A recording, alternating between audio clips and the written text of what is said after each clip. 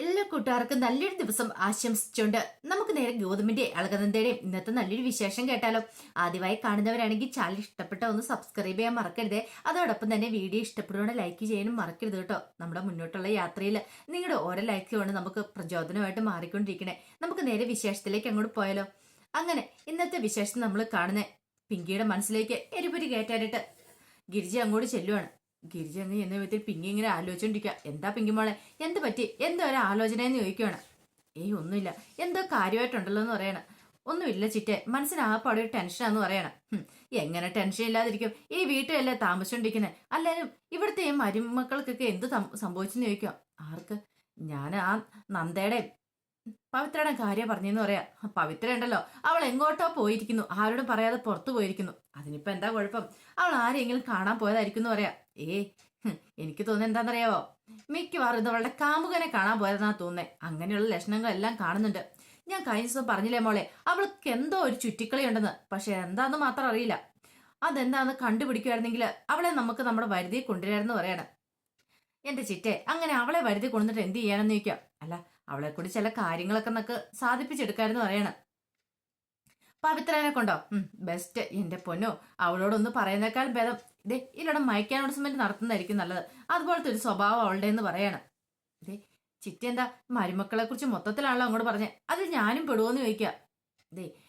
മോളതിന് ഇവിടുത്തെ ഇപ്പം മരുമോളാണോന്ന് ചോദിക്കുക. അല്ലേലും ഇപ്പം മോള് മരുമോളാണെന്ന് വെച്ചോ, പക്ഷെ മോളുടെ ഭാഗത്ത് എന്തെങ്കിലും തെറ്റുണ്ടെങ്കിൽ ഞാൻ മോളെ കുറ്റപ്പെടുത്തോ ഒരു കാരണവശാലും കുറ്റപ്പെടുത്തില്ല എന്ന് പറയണം. മോളെ, പിന്നെ ഒരു കാര്യമുണ്ട്. എത്രയും പെട്ടെന്ന് മോൾക്ക് ഇവിടെ ഒന്ന് വേരുറപ്പിക്കണമെന്ന് പറയാ. അല്ല, അതിനിപ്പോ എന്ത് ചെയ്യാൻ പറ്റും? ചിറ്റയല്ലേ പറഞ്ഞ് എന്തൊക്കെയോ തന്ത്രങ്ങൾ ഉണ്ടാക്കാന്ന്. എന്നിട്ട് ചിറ്റ എന്തെങ്കിലും തന്ത്രങ്ങൾ ഉണ്ടാക്കിയോന്ന് ചോദിക്കും. ഞാൻ അങ്ങനെ ചോദിച്ചിട്ടുണ്ടെങ്കിൽ ഞാനൊന്ന് ആലോചിക്കട്ടെ.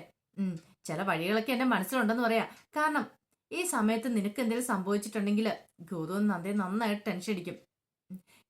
വേറൊന്നും കൊണ്ടല്ല, നിന്റെ വയറ്റ് വരുന്ന കുഞ്ഞുണ്ടല്ലോ, അതിനെ ഓർത്തിട്ട് മാത്രമാ. അതുകൊണ്ട് നീ പറയുന്ന എന്തോ അനുസരിക്കാൻ തയ്യാറായിട്ടായിരിക്കും അവര്. കാരണം നീ കണ്ടിച്ചാടിയ ആ കൂടെ ഗൗതം നന്ദയും ചാടാനായിട്ടിരിക്കും. അത് ശരിയല്ലെന്ന് ചോദിക്കുക. അത് ശരി തന്നെയാ. അപ്പൊ അതുകൊണ്ട് നമ്മൾ ആ വീക്ക്നെസ് ഒക്കെ വേണം പിടിക്കാനായിട്ട്. കാരണം എന്ത് ചെയ്താലും അവർക്കൊരു പണി കൊടുക്കണം. നന്ദ മാത്രമല്ല, ഗൗതമും കൂടി ചേർന്നിട്ടല്ലേ നീ ഈ താഴത്തെ മുറിയിലേക്ക് ഷിഫ്റ്റ് ചെയ്തെന്ന് ചോദിക്കുക. അതെ, അങ്ങനെയുള്ള ഗൗതത്തിനിട്ടും കൂടി ഒരു പണി കൊടുക്കണ്ടെന്ന് ചോദിക്കുക. അത് പിന്നെ ചിറ്റൻ ഞാൻ എന്ത് ചെയ്യാനാ, അതിനുള്ള വഴിയൊക്കെ എന്തെങ്കിലുണ്ട്, ഞാൻ പറഞ്ഞുതരാന്ന് പറഞ്ഞിട്ട് ഒരു രഹസ്യ ഉപദേശം അങ്ങോട്ട് കൊടുക്കുവാണ് എന്താ ചെയ്യേണ്ടതെന്നൊക്കെ. എല്ലാം കേട്ട് കഴിഞ്ഞപ്പോ പിങ്കി പറഞ്ഞു, ഇതൊക്കെയാ, സൂപ്പറായിട്ടുണ്ട്, ഇനി കുഴപ്പമൊന്നുമില്ല എന്ന് പറയാണ്. നമുക്ക് ഇത് തന്നെ എങ്ങനെ അങ്ങ് ശരിയാക്കാന്ന് പറയാ.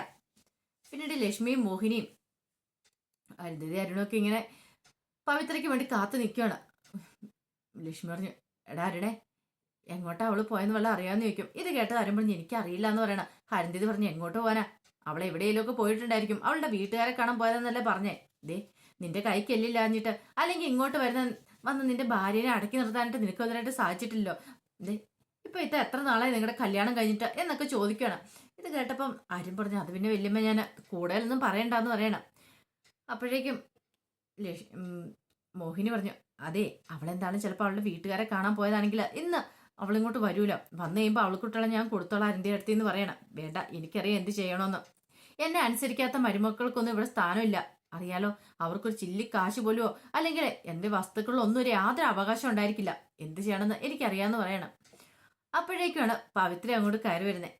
പവിത്രനെ കണ്ടതും മോഹിനി അവരൊക്കെ പരസ്പരം നോക്കുവാണ്. പിന്നീട് മോഹിനി, ഇതടാ നിന്റെ ഊര് ചുറ്റാൻ പോയ ഭാര്യ വരുന്നുണ്ടെന്ന് പറയണം. പിന്നീട് പവിത്ര എല്ലാവരും നോക്കിയിട്ട് അകത്തേക്ക് കയറി വരുക. പെട്ടെന്ന് അരുണങ്ങ് എന്നിരിച്ചു, പവിത്രേ, നീ ഇത് എങ്ങോട്ടാ പോയത്, നീ ഇത് എങ്ങനെയാ വന്നേന്ന് ചോദിക്കുക. ഞാൻ ഓട്ടോയ്ക്ക് അരുണേട്ടാ വന്നേന്ന് പറയണം. അരുന്ധതി പറഞ്ഞു, കൊള്ളാം, നല്ല ചോദ്യം തന്നെ. എടാ, ഭാര്യ എല്ലോടെ ഏലും ഇറങ്ങിപ്പോയി തെണ്ടി തെളിഞ്ഞിട്ട് കയറി വരുമ്പോ ഇങ്ങനെയാണ്ട് അരുണെ ചോദ്യം ചോദിക്കണമെന്ന് ചോദിക്കാം. അത് പിന്നെ വല്യമ്മ ഞാൻ ഇത് കേട്ടതും അരുന്ധതി പറഞ്ഞു, ആ മുഖത്തിനായിട്ട് രണ്ടെണ്ണം കൂടെ കൊടുത്തിട്ട് പൊട്ടിച്ചിട്ട് അങ്ങ് ചോദിക്കടാന്ന് പറയണം. ആ കർണക്കുട്ടി നോക്കിയിട്ടൊരെണ്ണം പൊട്ടിച്ചിട്ട്. ഇത് കേട്ട് കഴിഞ്ഞപ്പോഴത്തേനും പവിത്ര രൂക്ഷമായിട്ട് അങ്ങ് നോക്കുവാണ് അരുന്ധതിനെന്ന്. അരുന്ധതി പറഞ്ഞു, അവളെവിടെയാ പോയെന്ന് ചോദിക്കടാന്ന് പറയണം. അരുൺ പറഞ്ഞു, അല്ല നീ എവിടെയാ പവിത്ര പോയെന്ന് ചോദിക്കുക. ഇതോടെ പവിത്ര പറഞ്ഞു, അതിനുള്ള ഉത്തരവൊക്കെ ഞാൻ ലക്ഷ്മമ്മയ്ക്ക് കൊടുത്തിട്ടാണോ പോയെന്ന് പറയണം. മോഹിനി പറഞ്ഞു, അതെ, നിന്റെ ഉത്തരവൊന്നും ഞങ്ങൾക്ക് ഇവിടെ കേൾക്കണ്ട, നിന്നോട് എങ്ങോട്ടാ പോയെന്ന് ചോദിച്ചാൽ അതിന് വ്യക്തമായിട്ട് മറുപടി പറഞ്ഞാൽ മതി എന്ന് പറയണം. അരുന്ധതി പറഞ്ഞു, അത് ശരിയാ, അല്ല നീ നിന്റെ വീട്ടുകാരെ കാണാൻ വേണ്ടി പോയതാന്ന് ഞങ്ങൾ അറിഞ്ഞു, നിന്നോട് ആരുടെ പറഞ്ഞ വീട്ടുകാരെ കാണാൻ പോകാന് എന്ന് ചോദിക്കുകയാണ്. അതിനിപ്പോ ആരും പറയേണ്ട കാര്യമുണ്ടോ?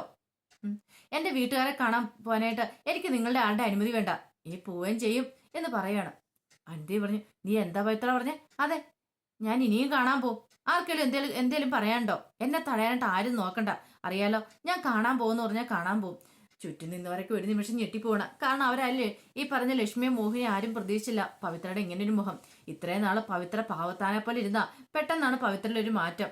ലക്ഷ്മി പറഞ്ഞു, നീ ആരോടാടി തർക്കുത്തരം പറയുന്നേ എന്ന് നിനക്കറിയാവോ? നീക്കാണ്. പിന്നെ ഞാൻ തർക്കുത്തരം ഒന്നും പറഞ്ഞില്ല, ഉള്ള കാര്യമല്ല പറഞ്ഞേ. അതിനിപ്പോ എന്താന്ന് ചോദിക്കുക? നിന്റെ തർക്കുത്തരം ഇന്നത്തോടുകൂടി ഞാൻ തീർക്കാം എന്നും പറഞ്ഞോണ്ട് മോഹിനി എന്ത് ചെയ്യാണ്? കൈ ഓങ്ങി അവൾക്കിട്ട് ഒരെണ്ണം കൊടുക്കാനായിട്ട് അങ്ങ് തുടങ്ങുവാണ് പവിത്രക്കിട്ട്. ആ സെക്കൻഡ് പവിത്ര കയ്യിലേക്ക് അങ്ങോട്ട് കീറി പിടിച്ചു. ദേ, എന്നെ മേലെ തൊട്ടുപോയിട്ടുണ്ടല്ലോ, ഈ പവിത്ര ആരെന്ന് വിവരം അറിയാലോ. ഞാൻ കൊണ്ട പീഡനത്തിന്റെ കേസ് കൊടുത്ത നിങ്ങളൊക്കെ അകത്തായിരിക്കും എന്ന് പറയാണ്. ഒരു നിമിഷം മോഹിനിയുടെ കൈ ആകെപ്പാടെ ഒന്ന് വിറച്ചുപോയി. മോഹിനി ഇത്രയ്ക്ക് പ്രതീക്ഷ കാര്യമല്ല, അതും പവിത്ര ഇങ്ങനെയൊക്കെ പറയുന്നുള്ള കാര്യം. പെട്ടെന്ന് ആരും ചോദിച്ചു, പവിത്ര നീ കൂടുതലൊന്നും പറയണ്ട, എനിക്കറിയാം എന്ത് ചെയ്യണമെന്ന്. ഈ വീട്ടിൽ എന്നെ ആരും ഭരിക്കാൻ വരണ്ട. എനിക്ക് എപ്പോൾ പുറത്തു പോകണമെന്ന് തോന്നിയിട്ടാണ് ഞാൻ പുറത്തു പോകും, കയറി വരികയും ചെയ്യും. അതിന്റെ പേരിൽ നാളെ ഇനി ഇവിടെ ഒരു പ്രശ്നം ഉണ്ടാകാൻ പാടില്ല, പറഞ്ഞു കേട്ടല്ലോ എന്നൊക്കെ പറഞ്ഞിട്ട് പവിത്ര അങ്ങോട്ട് കയറി പോവാണ്. അരുന്ധതി പറഞ്ഞു, കണ്ടില്ല അരുണ, നിന്റെ ഭാര്യയുടെ തന്റെയിടം കണ്ടില്ലേ എന്ന് ചോദിക്കുവാണ്. പറഞ്ഞിട്ട് എന്ത് ചെയ്യാനാ, ഓരോന്നൊക്കെ വന്ന് കയറിയിട്ടുണ്ടെങ്കിൽ കുടുംബം മുടിച്ചു കളയില്ലോ എന്ന് അരുന്ധതി പറയണം. അരുണാണ് വല്ലാത്തൊരു സങ്കടമൊക്കെ ഉണ്ടായിട്ടുണ്ടായിരുന്നു. അങ്ങനെ അരുൺ അങ്ങ് ദേഷ്യപ്പെട്ട അരുണും അങ്ങോട്ട് കയറിപ്പോവാണ്. പവിത്രയോടുള്ള ദേഷ്യം കാരണം അരുണിനും എന്ത് ചെയ്യണമെന്ന് അറിയത്തില്ല. ആ സമയത്ത് പിങ്കിയും ഗിരിജയും കൂടെ അങ്ങോട്ട് ഇറങ്ങി വരുന്നത്. വല്ലാത്ത ടെൻഷനിലാണ് അവർ ആ സമയത്ത് ഉണ്ടായിരുന്നത്. കാരണം ഇനിയിപ്പം എന്ത് ചെയ്യണമെന്ന് അറിയത്തില്ല. പവിത്രയുടെ സ്വഭാവത്തിൽ തന്നെ നല്ല മാറ്റമുള്ളൂ. അത് പിങ്കിയൊക്കെ ഇറങ്ങി വരുന്നുണ്ടെങ്കിനും അരുന്ധതി ചോദിച്ചു, അല്ല നിങ്ങളിത് എങ്ങോട്ടാന്ന് ചോദിക്കുക. പിങ്കി പറഞ്ഞു, അത് വലിയ ഞങ്ങൾക്കൊന്ന് പുറത്തു പോകണമെന്ന് പറയാം. പുറത്തു പോകാൻ എന്തിനാ? ഗിരിജ പറഞ്ഞതേ, പിങ്കി മോൾക്ക് നല്ല ജലദോഷം കാര്യങ്ങളൊക്കെ ഉണ്ട്, മെഡിസിൻ വാങ്ങിക്കാൻ നിർത്തുന്നു പോകാൻ നിർത്താണ്ടെന്ന് പറയണം. ആണോ, അങ്ങനെയാണോ? എന്നാ വെച്ചോണ്ടിരിക്കില്ല, ആദ്യം തന്നെ പോയി മെഡിസിൻ വാങ്ങിക്കണം, അല്ലെങ്കിൽ ചിലപ്പോൾ ഇനി പനിയൊക്കെ പിടിച്ചു പോയിട്ട് വയറ്റൊരു കുഞ്ഞുള്ളതല്ലേ, ആ ഒരു ചിന്ത വേണമെന്ന് പറയണം. പെട്ടെന്ന് തന്നെ ലക്ഷ്മിയമ്മ പറഞ്ഞൊരു കാര്യം ചെയ്യാം, ഞാനും കൂടെ വരികയാണെങ്കിൽ കുഴപ്പമില്ലെന്ന് പറയണം. ഗിരിജ് പറഞ്ഞാൽ അതിന്റെ ആവശ്യമൊന്നുമില്ല, ഞങ്ങൾ രണ്ടും പോയിട്ട് വരാമെന്ന് പറഞ്ഞിട്ട് അങ്ങോട്ടേക്ക് ഇറങ്ങുവാണ്. അങ്ങോട്ട് പുറത്തേക്ക് ഇറങ്ങി കഴിഞ്ഞപ്പോൾ ഗിരിജ പറഞ്ഞു, നമ്മൾ പറഞ്ഞല്ല അവർ വിശ്വസിച്ചിട്ടുണ്ടെന്ന് പറയണം. പക്ഷെ അകത്തിരുന്ന മോഹിനി അരുന്ധതിയോടും ലക്ഷ്മിയോടുമായിട്ട് പറഞ്ഞു, ആ പോയ ഗിരിജയുടെ പിങ്കിയുടെ മുഖത്തിൽ കള്ളത്തരം ഇല്ലെന്ന് നിൽക്കും. എന്ത് കള്ളത്തരം? എനിക്കെന്തോ ഒരു കള്ളത്തരം ഫീൽ ചെയ്യുന്നുണ്ട്, എന്തൊക്കെയോ എവിടെയൊക്കെയോ ഒരു കള്ളത്തരം ഉള്ളതുപോലെ ഒരു ഉടായ്പ ഫീൽ ചെയ്യുന്നുണ്ടെന്ന് പറയണം. ഇത് കേട്ടത് ലക്ഷ്മി പറഞ്ഞു, എനിക്ക് അങ്ങനെ പ്രത്യേകിച്ചൊന്നും ഫീൽ ചെയ്തില്ല, ജലദോഷമാണെന്നല്ല പറഞ്ഞേ, പോയി മെഡിസിൻ വാങ്ങിച്ചിട്ട് വരട്ടെ എന്ന് പറയണം. ആ സമയം അരുണ പവിത്രനെ ചോദ്യം ചെയ്തുകൊണ്ടിരിക്കണം. പവിത്ര ചോദിച്ചു, ഇതേ പവിത്രെ, സത്യം പറയണ എന്നോട്, നീ എങ്ങോട്ടാ പോയെന്ന് ചോദിക്കുക. ഈ അരുണേട്ടൻ ഇപ്പൊ എന്തൊക്കെയാ അറിയണ്ടേ? ഞാൻ പറഞ്ഞല്ലോ എന്റെ ഉത്തരം എന്താന്ന്. ഓഹോ, അപ്പൊ നീ സ്വന്തം ഇഷ്ടപ്പെടാൻ തോന്നിയാസം നടക്കാൻ തീരുമാനിച്ചല്ലേന്ന് ചോദിക്കുക. അതിങ്ങനെ തോന്നിയാസം, നിനക്ക് നിന്റെ വീട്ടുകാരെ കാണാൻ പോണെങ്കിൽ എന്നോടൊരു വാക്ക് പറഞ്ഞാൽ പോരായിരുന്നോ? ഞാൻ നിന്നെ കൊണ്ടുവരില്ലായിരുന്നോ? അച്ഛനെ കാണണമെങ്കിലും അമ്മേനെ കാണണം, ആരെ കാണണമെങ്കിലും എന്നോട് പറഞ്ഞാൽ പോരാന്ന് ചോദിക്കും. അതിനിപ്പം അരുണേട്ടൻ എന്താ കുഴപ്പം? ഞാനിപ്പോ തന്നെ പോയ നിർത്തിപ്പോ ആകാശം ഇടിഞ്ഞ് വീണിട്ടൊന്നുമില്ലല്ലോ, പിന്നെന്താ കുഴപ്പമെന്ന് ചോദിക്കുക. ദേ പവിത്രെ, നീ ഇച്ചിരി കൂടുന്നുണ്ട്, പറഞ്ഞു കേട്ടല്ലോ. ഈ വീട്ടിൽ നിൽക്കണമെങ്കിൽ അതിൻ്റെതായ ചില ചിട്ടവട്ടങ്ങളൊക്കെ ഉണ്ട്, അതനുസരിച്ച് മാത്രമേ ഈ വീട്ടിൽ നിൽക്കാൻ പറ്റുള്ളൂ എന്ന് പറയാം. പിന്നെ ഒരു വീട് വന്നിരിക്കുന്നു, വീട്ടിൽ നിൽക്കുന്ന പോലും ഞാൻ പറയണതൊന്നും. പിന്നീട് അരുണ് ദേഷ്യം വന്നു. അരുൺ പറഞ്ഞതേ, നീ അവിടെ എല്ലാവരോടും അങ്ങനെയൊക്കെ സംസാരിച്ച് വളരെ മോശമായി പോയിട്ടോ. നിന്നെ കാണാഞ്ഞിട്ട് ഇവിടെ എല്ലാവർക്കും നല്ല ടെൻഷൻ ഉണ്ടായിരുന്നു പറയാം. പിന്നെ എന്നെ കാണാഞ്ഞിട്ട് ടെൻഷൻ? ആർക്ക് ടെൻഷൻ? ഈ പറയുന്ന അരുണേട്ടൻ ഇത്രയും കാലമേ കട വീട് അങ്ങനെയൊക്കെയുള്ള ചിന്ത മാത്രമല്ലേ ഉള്ളൂ. എപ്പോഴും കടാന്നൊരു ചിന്ത മാത്രം. അന്നെങ്കിൽ ഇവിടെ ഒരു ഭാര്യയുണ്ട്, കാത്തിരിപ്പുണ്ട്, ആ ഒരു ചിന്തയൊന്നും വേണം. എന്റെ ആഗ്രഹങ്ങൾ എന്തെങ്കിലും സാധിച്ചു തരാനുണ്ടോ? എന്നെ ഒരു പുറത്തു കൊണ്ടുപോകണോ പോലും ഇവിടെ ആരെങ്കിലും ഉണ്ടോന്നോ അങ്ങനെയൊക്കെ ചോദിച്ച് പവിത്ര അങ്ങോട്ട് ഭയങ്കരമായിട്ട് കിടന്ന് ചൂടാവുകയാണ്. അരുൺ ഒരു നിമിഷം ഒന്ന് ഉത്തരം മുട്ടിപ്പോയി. അരുണൊന്നും മിണ്ടിയില്ല.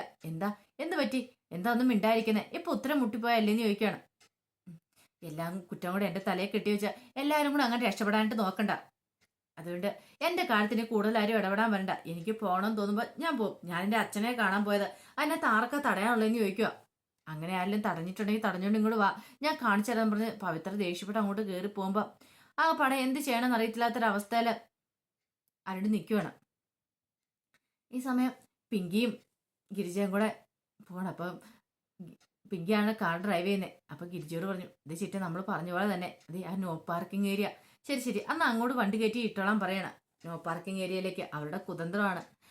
അങ്ങനെ എന്തെങ്കിലും ഒരു പണി കൊടുക്കാൻ തന്നെ നന്ദയ്ക്കിട്ടും ഗൗതമിനോടുള്ള പണിയായിട്ടാണ് അവരും കൂടെ വന്നിരിക്കുന്നത് തന്നെ. അങ്ങനെ നോ പാർക്കിംഗ് ഏരിയയിൽ വണ്ടി പാർക്ക് ചെയ്ത ഉടനെ പോലീസുകാരൻ അങ്ങോട്ട് ഓടി വരുവാണ്. എന്നിട്ട് പറഞ്ഞു, അതെ ഇവിടെ വണ്ടി പാർക്ക് ചെയ്യാൻ പറ്റില്ല എന്ന് പറയണം.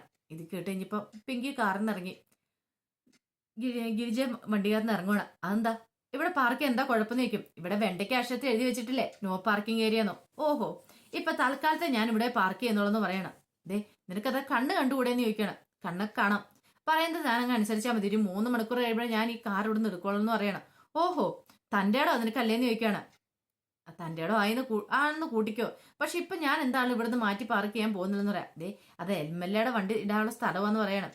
ഒരു MLA വന്നിട്ടുണ്ട് പോലും. MLA ആളും കൊള്ളാം, MP ആളും കൊള്ളാം. ദേ, ഇവിടുത്തെ ജനങ്ങൾക്ക് പ്രാധാന്യം കൂടുതൽ. അതുകൊണ്ട് ഇവിടെ കാർ ഇട്ടെന്നോർത്ത് ഒന്നും സംഭവിക്കാനൊന്നും പോകുന്നില്ല. ഞാനാരും തനിക്ക് അറിയത്തില്ല എന്നിട്ടാണ് പറയാണ്.